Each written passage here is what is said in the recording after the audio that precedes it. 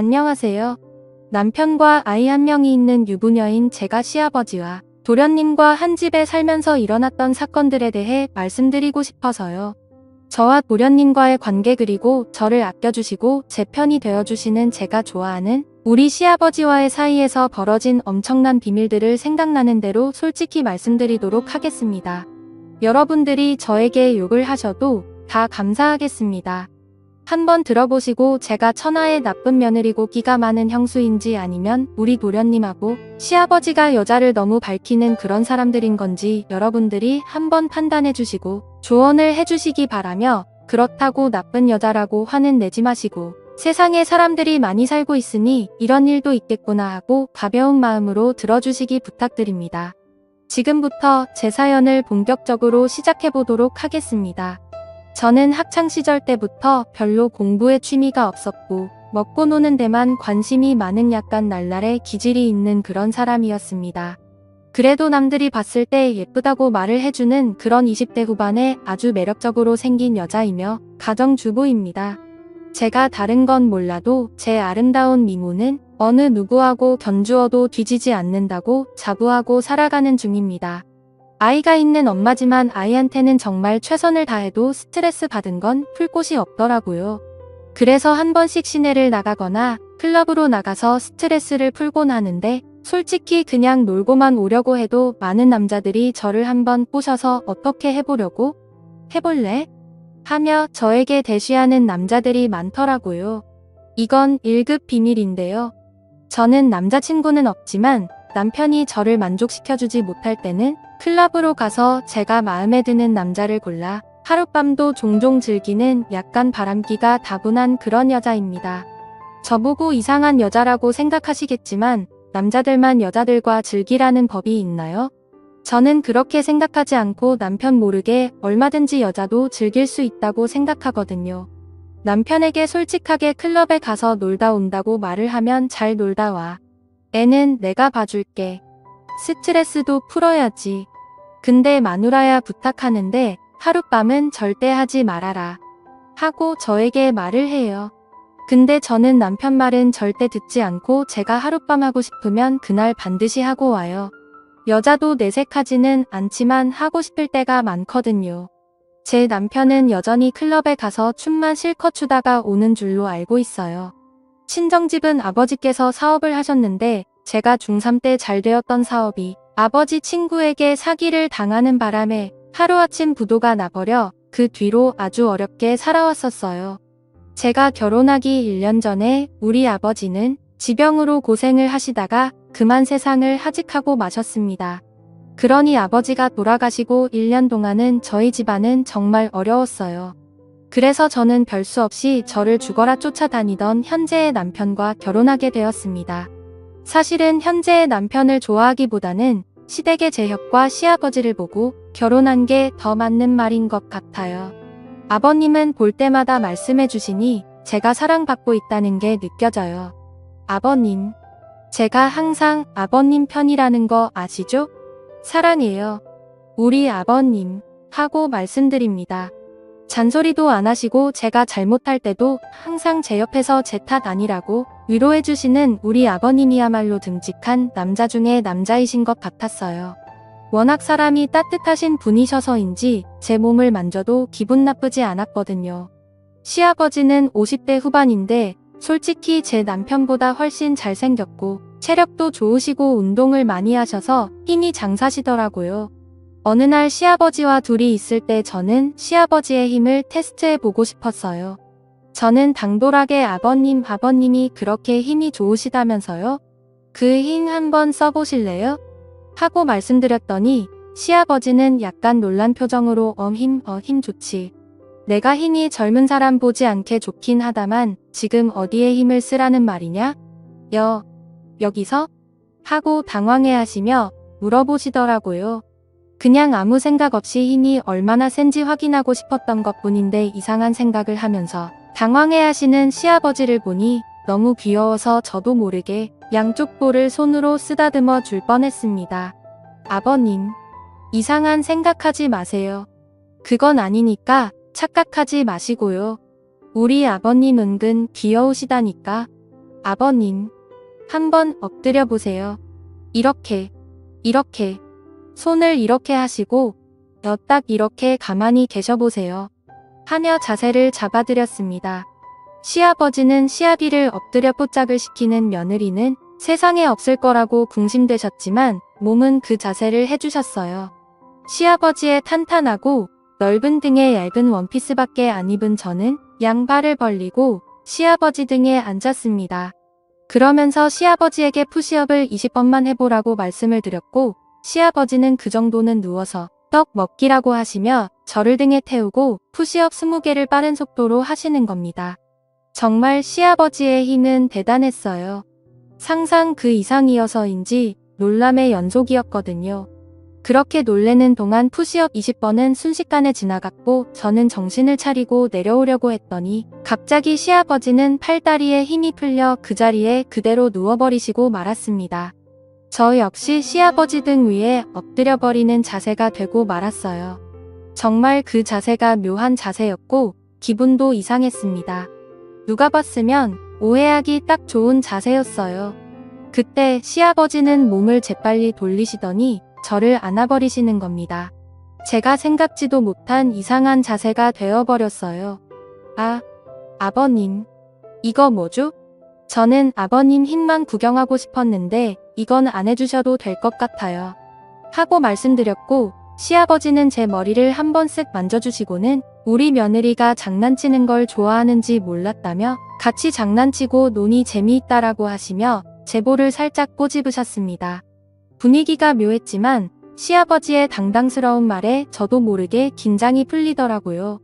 아, 깜짝이야. 놀랬잖아요. 아버님, 남편보다 힘이 좋으시네요.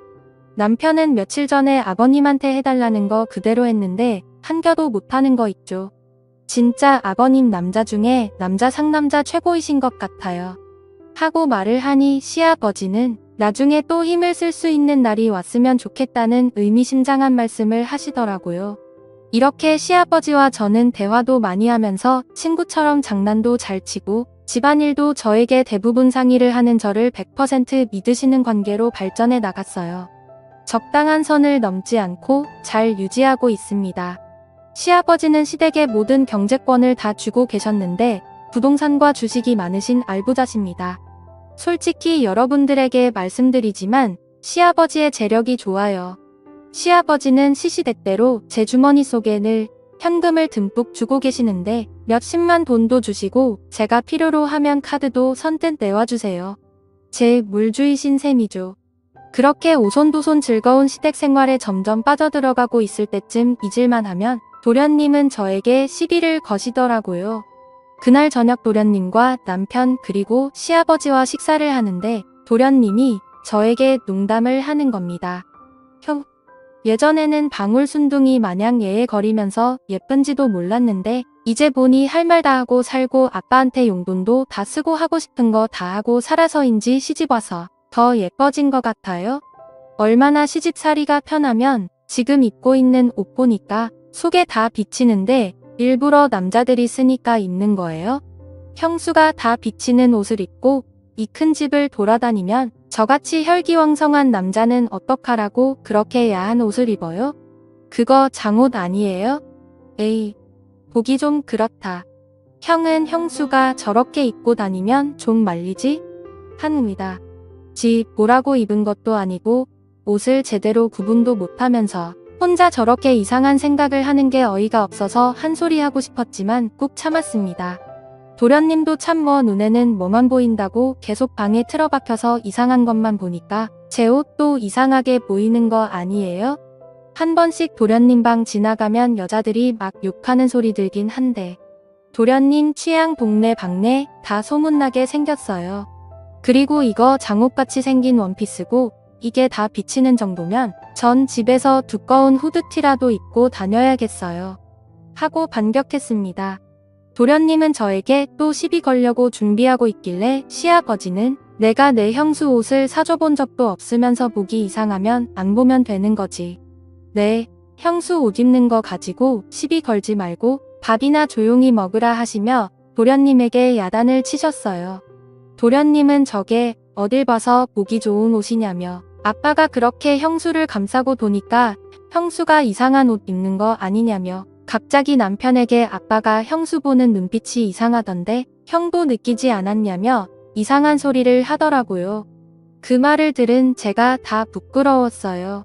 다행히 남편은 시아버지께서 제가 이쁘니까 보는 거지 다른 감정 없다면서 조용히 밥이나 먹으라고 도련님에게 한 소리를 하더라고요.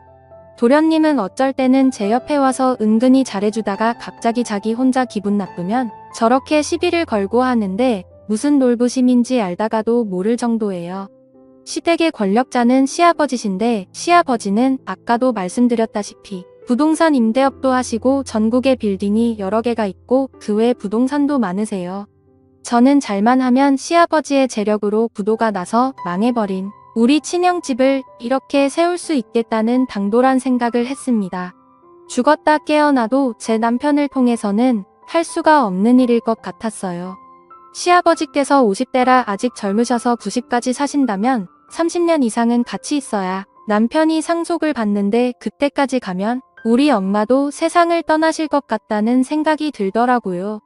다 떠나버리면 돈이 무슨 소용이 있겠어요. 남편은 시아버지의 말이라면 꼼짝 못합니다. 시아버지께서 불구덩이라도 들어가라면 들어갈 그런 사람이거든요. 시아버지 시동생보다 체격도 작았고 체력도 터무니없이 약한 남자예요. 저는 한창 나이다 보니 그것을 무척 좋아하는데 남편은 밤마다 개업하는 곳 앞에 있는 풍선 마냥 비실비실 거리니 늘 불만이 많았습니다. 분위기를 잡아봐도 피곤하다고 말하기 일쑤였고 만약 겨우 잠자는데 성공하면 몇 분 하다가 힘들다고 픽 쓰러지더라고요. 전 토끼랑 결혼한 줄 알았습니다. 그의 반면에 시아버지와 시동생은 힘이 넘쳐나다 못해 주체가 안 되는 것 같았어요. 시아버지는 그때까지도 젊은 여자와 연애를 하셨고 항상 시아버지 주변에는 여자가 많은 것 같았어요. 시동생 역시 혼합형이었고 성격도 좋고 완벽한 남자였습니다. 시아버지와 같이 회사에서 일하고 있었고 부사장이라서인지 늘 어깨에 힘이 빡 들어가 있었어요. 저는 시아버지로부터 빌딩을 받아 빌딩주가 되는 게 제 목표입니다. 어느 날 사랑채에서 시아버지께서 술 한잔 하자고 말씀을 하셨고 저는 이 기회를 잡아야겠다는 생각으로 시아버지와 단둘이 술자리를 갖게 되었습니다. 저는 시아버지가 좋아하는 그 잠옷 같은 원피스 차림으로 술을 마시게 되었고 그때 그 큰 집에는 아무도 없었습니다. 남편이 아들을 데리고 남동생이랑 같이 남자들만의 우정을 쌓고 오겠다며 나갔거든요. 그런 우정은 안 싸워도 되니 우리의 사랑을 쌓아보자고 말을 했더니 그건 언제든지 할 수 있다며 얼버무리고 빛의 속도로 나가버리더군요. 그때 저는 제 인생에서 자식은 아들 하나로 결정나버린 게 눈에 보였습니다. 시아버지는 저에게 이 큰 집 살림을 다 맡아서 사느라 우리 며느리가 고생이 많다면서 오늘 코가 삐뚤어지게 마셔보자고 하더라고요. 그러면서 저번에 내가 내 등에 탔을 때 정말 기분이 묘했다고 하시며 갑자기 손을 잡으시는 겁니다. 그렇게 저희들은 이런저런 이야기를 나누었고 시아버지는 술에 취했가니 뭐 필요한 거 있냐고 물어보시길래 당돌하게 필요한 거 있다고 말씀드렸어요. 시아버지는 진작 말하지 그랬냐고 하시며 본인에게는 가을날에 떨어지는 낙엽처럼 돈이 많다고 하시며 내가 원하는 대로 다 해주겠다고 하셨고 들어주는 대신 요구 조건을 말씀해 주시더라고요. 솔직히 시아버지의 요구 조건은 별거 아니었습니다. 자기가 필요로 할 때 친구로서 옆에만 있어달라는 거였어요. 그러면서 돈이 얼마나 필요하냐고 여쭤보셨고 저는 시아버지 뒤에 대고 원이에요. 아버님 너무 많죠? 너무 많다고 생각이 드실 수도 있지만 제가 부탁할 수 있는 사람이 남편도 아니고 아버님밖에 없는 거요. 제가 아버님 친구로서 항상 옆에 있을 테니 이 부탁 들어주셨으면 좋겠어요. 아버님, 들어주실 거죠? 하고 말씀드리니 걱정 말라고 하시며 사랑채 금고에서 수표로 제가 말씀드린 금액을 내어주시는 겁니다. 저는 감사하다고 시아버지 볼에 뽀뽀를 했더니 시아버지 역시 저를 안아주셨고 저와 시아버지는 그렇게 사랑채에서 사고를 치고야 말았습니다. 그 순간 저는 시아버지의 여자가 되어가고 있는 것을 느낄 수 있었어요. 저는 술이 취한 김에 시아버지에게 요구를 더 해버리고 말았습니다. 저에게 그 많은 빌딩 중에 하나만 달라고 하며 건물주가 되고 싶다고 말을 하니 그렇지 않아도 저와 우리 아들 앞으로 준비해놨다고 말씀을 해주시는 겁니다. 깜짝 놀랐어요. 그렇게까지 저를 생각하고 계실 줄은 몰랐거든요. 저도 모르게 사랑한다는 말을 해버리고 말았고 시아버지는 내가 내 여자가 되어줘서 고맙다며 제 머리를 쓰다듬어 주셨습니다. 저는 그날 그간 참아왔던 모든 것들이 활발산처럼 터져버리고 말았습니다. 시아버지는 정말 남자 중에 멋진 남자였습니다.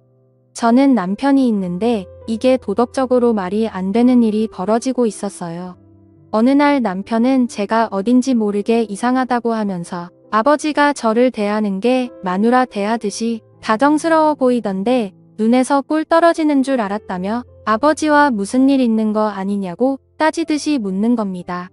그러면서 돈에 대해 애착이 많은 여자인 건 알고 있는데 솔직히 우리 집 재산 때문에 나하고 결혼한 거 아니냐고 말을 하는데 뜨끔했지만 맞는 말이기 때문에 저는 더 이상 숨길 필요가 없다고 생각했고 시아버지와의 관계에 대해서 있는 그대로 말을 해주었습니다. 돈도 물론 좋지만 나를 믿어주고 나에게 모든 것을 맡기고 모든 걸 주려고 하시는 아버지를 남자로서 좋아하게 되었다고 말을 하니 너무 큰 충격을 받았는지 더 이상 말을 잇지 못하더군요. 그러면서 남편은 아버지하고 그렇게 될 줄 알고 있었는데 대놓고 말을 하니 놀랬다고 하면서 이제 어쩔 거냐고 물어보더라고요. 조용히 이혼해주면 이 집에서 나갈게. 그리고 그 이후의 일은 그때 가서 생각하려고 하고 남편에게 말했습니다. 남편은 아버지하고 관련된 일들은 더 이상 큰 소리 내지 않았고 알았다고 하며 그 순간에도 아버지에게 자기 험담은 하지 말고 이야기 잘해주라 하며 부탁을 하더군요. 아마 물려주실 재산 때문에 그렇게 말하는 것 같았어요.